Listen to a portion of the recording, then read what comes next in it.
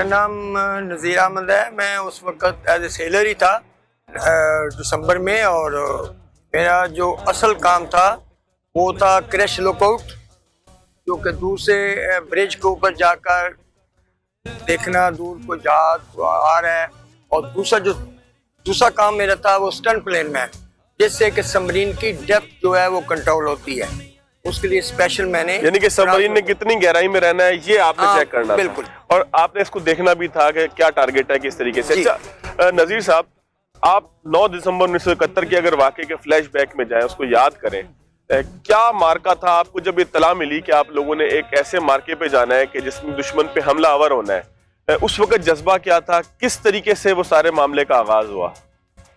क्योंकि आपको पता है कि हालात तो बहुत इंडिया ने ख़राब कर चुके थे, इंडिया बांग्लादेश में। और कैप्टन साहब ने पूरे शिप्स कंपनी को कहा था कि भाई आप लोग सबमरीन को हर तरह से रेडी कर लें अपना, क्योंकि किसी वक्त भी इमरजेंसी तौर पर हमें सेल करना पड़ जाता है। तो इसी तरीके से मुझे याद है कि 22 नवंबर को मेरे घर जीप गई और मुझे वहाँ से पिक किया, वापस आए। उस वक्त मैंने अपने बीवी बच्चों को अलविदा कहा और अपने दोस्त यार थे उनको कहा, और सबमरीन में आ गए। और सबमरीन में आने के बाद हम रात को 10 बजे सेल कर गए। ठीक है। सेलिंग के वक्त आदमी इंतहाई पुरजोश, पुरतमाद और बहुत ही खुशो खरम थे कि आज हम अपनी मुल्क और कौम की खातर अगले फ्रंट पर जा रहे हैं, जाके दुश्मन को बताया जाएगा कि हमारी फौज कितनी है। ठीक है।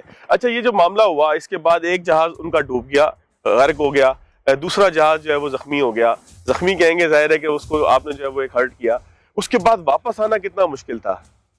वापस आना ये था कि उस वक्त चूंकि 2 चीजें थी सबमरीन के लिए, एक तो डेप्थ कम थी, ठीक है, दूसरा ये था कि हमारे पास बैटरी बहुत लो बैटरी हो गई थी।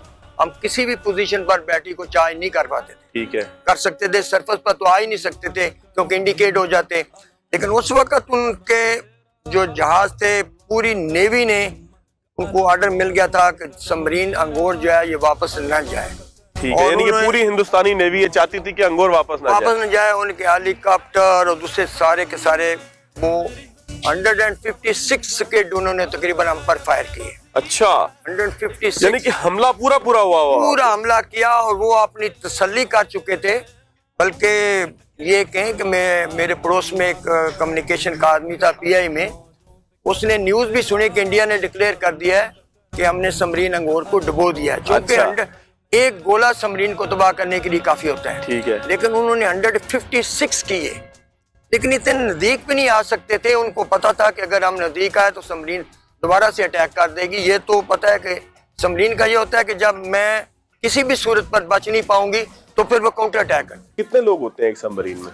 बहुत शुक्रिया आपका, thank you very much. Submarine पे जो क्रू की तादाद है, it depends upon the type of submarine. मगर जनरली आजकल जो हमारी सबमरीन्स हैं उन पे अराउंड 50 to 60 लोग जो हैं, that is the amount of crew which we take around. ठीक है। और इस सबमरीन पे अराउंड 40 to 45 का क्रू जनरली रहता था हिंगोर पे। हिंगोर। और अब 50 के करीब होता है क्योंकि अभी हमारी सबमरीन्स हिंगोर से बड़ी हैं। ये अराउंड 800 टन की थी, अभी हमारी सबमरीन जो है अराउंड 1800 टन की सबमरीन, जैसे दुगनी बड़ी है। पाकिस्तान की सबमरीन एक नहीं बल्कि 3 मरतबा डिटेक्ट हुई।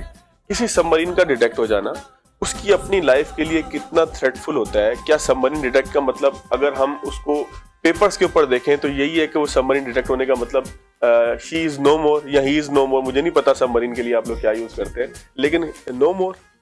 देखिए, अगर सबमरीन डिटेक्ट हो गई तो पहली चीज तो ये समझे सबमरीन अटैक करने जा रही है। अगर डिटेक्ट हो गई तो ये इनइफेक्टिव हो गई, अगर डिस्ट्रक्शन से पहले की हम बात करें। ठीक है। जैसे मैंने आपको बताया, सबमरीन की स्पीड बहुत कम है, इसकी मोबिलिटी कम, तो वहां से सिंपली आप अपने जहाज नहीं गुजारेंगे। तो सबमरीन का पर्पस जहाज तबाह करना है, उसको जहाज मिलेगा ही नहीं, तो इट बिकम अनइफेक्टिव। अच्छा, दूसरी चीज ये है कि सबमरीन अगर आप एक बार डिटेक्ट कर लें, जैसे P3C का आपने जिक्र किया, तो once detected once seen, so it is assumed destroyed. और फॉर एग्जाम्पल कोई ऐसा सिलसिला भी होता है कि वो डिस्ट्रॉय नहीं भी कर सके उस वक्त, which is very less likely, क्योंकि विजुअल साइटिंग के बाद उसका बचना महाल है। तो इवन देन आपको ये मालूम हो गया कि इसका एरिया क्या है, तो वहां पे आप उसको हंट करके भी इन्फेक्टिव कर सकते हैं या डिस्ट्रॉय भी कर सकते हैं। So getting detected by a submarine, it is unacceptable. Sir इस मिशन पे रवाना होते हुए आपके जहन में क्या था, कितना बड़ा मिशन हो सकता है, जंगी सूरत हाल है, दुश्मन के इलाके के अंदर आप जा रहे हैं, आपने जिस तरह बताया कि ज़हनी तौर पे आप लोग तैयार होते हैं, लेकिन स्पेसिफिक इस मिशन पे कि जो बिल्कुल आप 40-50 मीटर की डेप्थ तक पहुंच जाएंगे, बिल्कुल काठेवाड़ का इलाका है, दुश्मन के जहाज सामने होंगे, एक बड़ा मार्का आपका हुआ जिस तरह से हमने तारीख में पढ़ा कि 10-12 घंटे तक आप लोग प्लान करते रहे कि कब दुश्मन का जहाज आपके लाइन ऑफ साइट में आएगा और आप उसको हिट करेंगे। उस वक्त सारा जहन में क्या चल रहा था? अगर ऑपरेशन रूम को आप जहन में लेकर आए उस सारे वाकये के, तो आपके जहन में क्या यादें ताजा होती हैं? देखिए, जब हम वॉर पेट्रोल पे जाते हैं ना, तो सबमरीन का क्रू एक टीम है, कॉमरेडशिप है। हम क्रू से कुछ छुपाते नहीं है। जब हमारी सबमरीन सेल कर जाती है, थोड़ी खुश्की से दूर जाती है, पहली ड्राइव करते हैं, तो अमूमन कम से कम हमारे जमाने में कप्तान माइक लेके अपने क्रू को बता देता है, क्योंकि अभी तो कुछ सिक्योरिटी लीक नहीं है ना, कोई मोबाइल नहीं चलते हैं, कुछ नहीं है, कोई कम्युनिकेशन नहीं है, तो वो बता देता है कि भाई मैं कैप्टन बोल रहा हूँ, हम इस मिशन पे जा रहे हैं, ये करेंगे, ये हमारे ऑर्डर्स हैं, हम सब टीम वर्क हैं और अल्लाह ताला हमें अपने हिज़्ब ईमान में रखे, तो हम पूरा उनको बता देते हैं। तो इसी तरह जब हमने सेल किया तो मेरा हाल 22 नवंबर को जैसे मैंने ड्राइव की, तो मैंने बाइक लेके अपने क्रू को पूरा बता दिया कि जब मैं किधर जा रहे हैं, क्या कर रहे हैं। उनको कॉन्फिडेंस में लेना पड़ता है, बिल्कुल ठीक।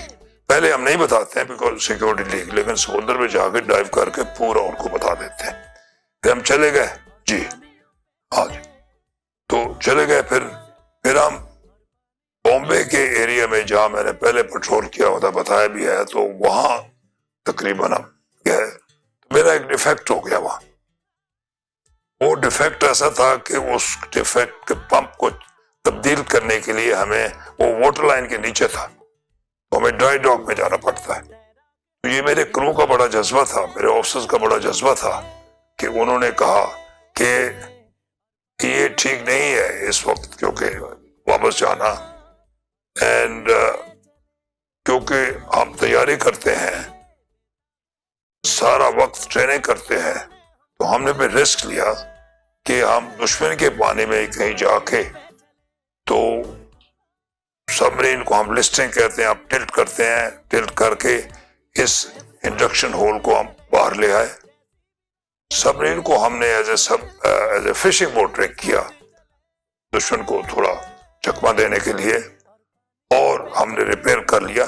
इस दौरान में एक हिंदुस्तान का जहाज हमारे नजदीक आया, लेकिन वो नहीं समझ सका कि हम सबमरीन है, वो यही समझा कि अब वो है फिशिंग बोट है, तो वो वापस चला गया।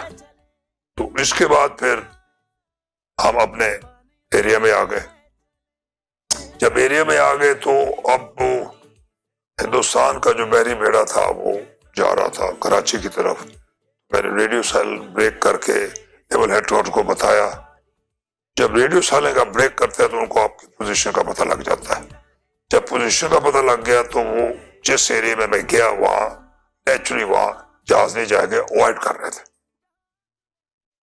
फिर हमने एनएचयू से दूसरी परमिशन मांगी कि साथ वाला एरिया जो नॉर्थ में है, शुमाल में, उसमें शिफ्ट किया।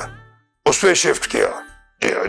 उसमें शिफ्ट किया। तकरीबन हमने 7 दिसंबर को, 7-8 दिसंबर, तो वहां जहाज थे वो शैलो वाटर में काम कर रहे थे, क्योंकि उनको पता था डेफनी जो है ये क्लास हमने कम से कम 100 मीटर में ऑपरेट करती है, तो वो लोग 60-65 में कर रहे थे। अब तो वॉर में ऐसे होता है कि अनप्रेडिक्टेबल, अगर आप समझते हैं कि दुश्मन इधर नहीं आएगा और आप पहुंच जाए तो फिर आप नेचुरली आपकी कामयाबी हो जाएगी। तो फिर हमने 65 मीटर में जाके ये अटैक किया, हाँ, जिसमें पहला टॉर्पीडो एक्सप्लोड नहीं हुआ, दूसरा कुकरी पे एक्सप्लोड हुआ और कुकरी डूब गया, जिसमें उनके 170 के करीब बंदे मारे गए, बाकी कोई सर्वाइवर बाद में पिकअप कर जी। अब एक जहाज तो तबाह हो गया, एक डैमेज हो गया जिसको 3rd torpedo kirpan self defence में, मैंने रेडियो साइलेंट में पहले ब्रेक किया था, एक्सप्लोजन हो गया, तो मेरी पोजीशन तो उनको पता लग गई। अब मैं कोई इतना हवाई जहाज नहीं हूं, हमारी स्पीड कम होती है और मैंने कराची की तरफ जाना है, तो इंडियन नेवी ने फिर मेरी पोजीशन से लेके उनको पता लग गया, इसको कहते हैं मेन लाइन ऑफ एडवांस, कि मैंने कहाँ जाना है। तो वो पिछले अगले 3 दिन हमारे लिए वाकई बड़े मिजरेबल दिन थे, बड़े इम्तिहान के दिन थे, बड़े टेस्ट के दिन थे, और वेरी रिगरस, बिकॉज उनको मेरी पोजीशन पता थी, मेन लाइन ऑफ एडवांस पता थी, रफ स्पीड पता थी। मैं बैटरी चार्ज करता था, समुद्र बिल्कुल 0 स्टेट था, तो स्नॉकल पकड़ लेते थे, तो मैंने बैटरी चार्ज करनी है। तो वो फिर डेप्थ चार्ज मैंने तो नहीं गिने, लेकिन मेरे इस क्रू ने गिने, 156 डेप्थ चार्ज उन्होंने हमारे ऊपर फेंके। लेकिन कोई नजदीक जो था उनके, वो निशाने को ठीक थी। जो हमारी कोई अपनी एविएशन भी थी, कोई हमारी अपनी एविएशन टैक्टिक्स भी थे। तो जो मेरे ख्याल में जो नजदीक से नजदीक डेप्थ चार्ज आया तकरीबन 1000 गज, लेकिन 1000 गज वाला भी काफी आपको हिला देता है, 2000 गज वाला भी हिला देता है, क्योंकि समुद्र की वेव्स आती हैं, तो वो आ गया। जब 3-4 दिन तक ये नहीं हुआ, तो फिर हमने कोई एविएशन टैक्टिक्स लिए। हम जो वो एक्सपेक्ट कर रहे थे वहां से किसी तरीके से हम हट गए।